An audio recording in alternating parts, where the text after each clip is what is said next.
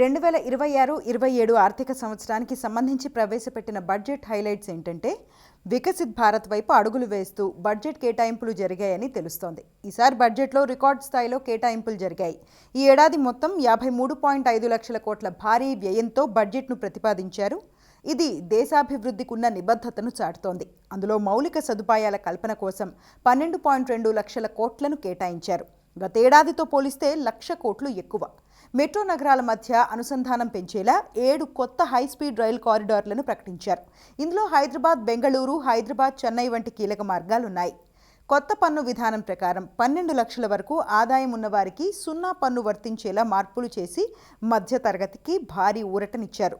ఇక దేశాన్ని global tech హబ్గా మార్చే లక్ష్యంతో సెమీకండక్టర్ ఇండియా మిషన్ 2.0 కింద 40,000 కోట్లు కేటాయించారు. దేశీయంగా బయోలాజికల్స్ తయారీని ప్రోత్సహించేందుకు 10,000 కోట్లతో బయోఫార్మా శక్తి అనే కొత్త పథకాన్ని ప్రారంభించారు. ఇక ఆంధ్రప్రదేశ్కి ప్రత్యేకంగా రేర్ ఎర్త్ కారిడార్, తెలంగాణలోని ఫార్మా రంగానికి మద్దతుగా క్లినికల్ ట్రయల్ సైట్ల ఏర్పాటు వంటి కీలక హామీలు లభించాయి.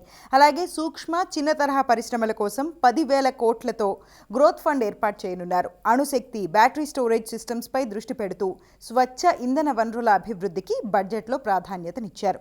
ద్రవ్యలోటును జీడీపీలో 4.3% తగ్గించాలని లక్ష్యంగా పెట్టుకుని ఆర్థిక సుస్థిరతకు పెద్దపీట వేశారు.